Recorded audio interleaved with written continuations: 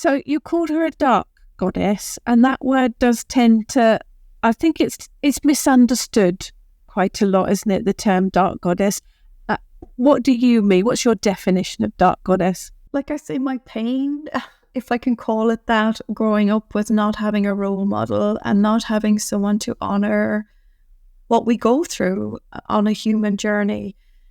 And for me, even though I know that Brigitte is different for inspiration for my writing or meditation or whatever than she is for healing, for that dark pain, and I'm talking ancestral pain, I'm talking my shadow that I know is there and I just don't really have the confidence to sit and to be with it. This is a side of Brigitte that is there. She is with me in my perceived darkness, and that's why I call it that way, because it is perceived as dark, our deep ancestral pain, our human wounding, but it is also our power once we accept that as who we are. It's kind of gone back to the goddess of death, birth and rebirth. All three are inherent in her. To deny aspects is denying who she is. And it's like the Catholic side of her. If I was to deny that, I'm denying all that she is. I don't want to honour her in that aspect, but it's okay for those that do. But it's there. Exactly. And all of our shadows and our wounding is there.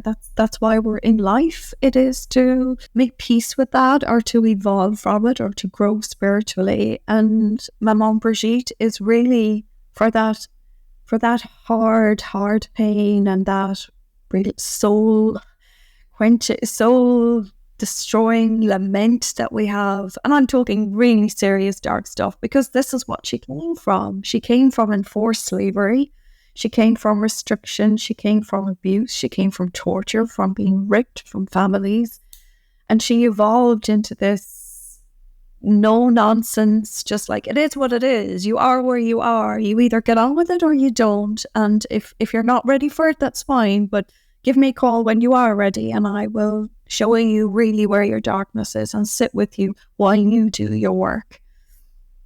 So that's my term of the dark goddess, and that's really how I work with that three energies now. The mother goddess through Brigitte, the dark goddess through Maman Brigitte, and empowerment that can only come from sitting within the shadow with Brigantia. They're all faces of Brigitte, but they're all for a different aspect of me and for everybody. So Maman Brigitte is a lower, quite a different culture to Irish Brigitte. Can you just give us a bit of a backstory about Maman Brigitte and what a loa is? Well, I don't have any experience with the voodoo tradition. I really want to make that clear, and I have no right to talk about it if I haven't studied it.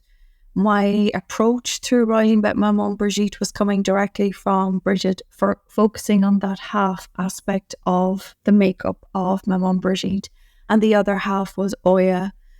Again, I've mentioned her in my book, but I haven't worked with Oya yet, and I haven't visited Western Africa yet to connect with that energy. So my understanding is similar. My understanding, and this is talking to people that do work with this energy, it is that it's almost like God and the angels and the archangels on the Catholic side. It's like Bondi, the Loa, and residing over I think there are three main groups of Loa, which are like spirits that intercede on behalf of Bondi or God or whatever you want to call that force. The Rada, meaning root, they were the slaves that were taken forcibly from Western Africa. The Petro, which are the ones that are probably depicted mostly in Hollywood movies as being violent against oppression. So you can understand where this was coming from. And then the Gede, which is the realm of Maman Brigitte and her partner Baron. They're the two they're like the archangels, I suppose, if I was to call it, if I was to try and draw an analogy to it. But they reside over that family or that house of spirits. And very similarly to Brigitte, as Catholic saint, is said to mind all of those on the periphery of life, homeless, those that have been abandoned, those in foster care, those separated from their mothers at the hands of the Catholic Church. And similarly, it is Maman Brigitte and Baron that gather up these spirits in death that are wandering aimlessly, that have nobody to reclaim them, that have felt lost in life and are feeling lost in death, and they gather them up. So it's the same energy, but just from a different side of life on the opposite end of the continuum. This is what made me feel, oh my goodness, it is exactly the same energy that is there. It's just looking at the whole lot of our existence of life and death at the same time, and giving her a role, a place there, mother to us all, hence Maman Brigitte. So you mentioned the Baron, and he's probably the one that most people will recognise because he's in films and television. But she's not so much hair. It does tend to be him, doesn't it? But they have that similar. In fact, the cover of your book has an amazingly powerful image of it.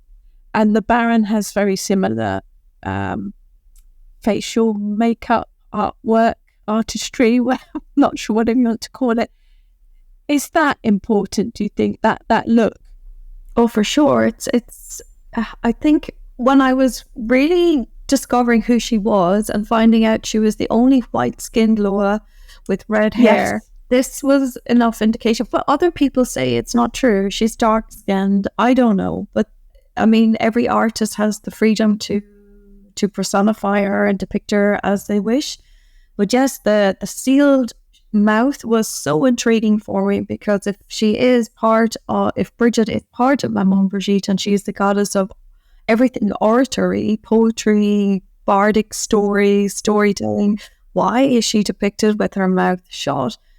And similarly, Baron with the glass to look into the next world, and this, I think they have such a striking presence, a fearful presence, and even though they represent sex and everything that is part of our human experience, there is a solemn air about them. It's like, yes, enjoy your life, do what you need to do, have fun, that's what it's for.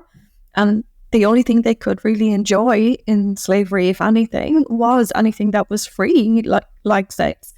But you are accountable. When you cross over, you are accountable, and don't think you have the right to be evil to children or inflict harm. You are accountable, and these two are who we meet in the afterlife, and we are called out on it. So amazing presence. And like that, when I was in New Orleans going through a shopping centre, there was this massive painting of the Baron, and I went in and said, "Oh, is there one of Brigitte?" Who? I'm like, "Oh, really?" Oh, okay. Yeah, it's like, wow, okay, maybe the silence across her mouth is so symbolic for many things, but also it could be like, for the love of God, will somebody rip it off and speak about what we out there? So I'm surprised. I'm surprised. I just assumed that she was equal. No, with the Baron. Well, obviously not. Not just. Hopefully, she's underused. I think she is a deity that just needs recognition and needs her time. And I really feel at this time there is no better time with, like I say, with displacement, with immigration, that facilitated her birth. That this has come back round for one side of the world, unfortunately, but and also for our own shadow work, for our own experiences of death and grief. And we can work with that, because the energy is very similar to Brigitte, even though she is very, very different. And I'm not for one instance advocating voodoo. I think it's called voodooism, and probably even saying that wrong. And I mean no disrespect, because it is not my world. It is not something I have come across.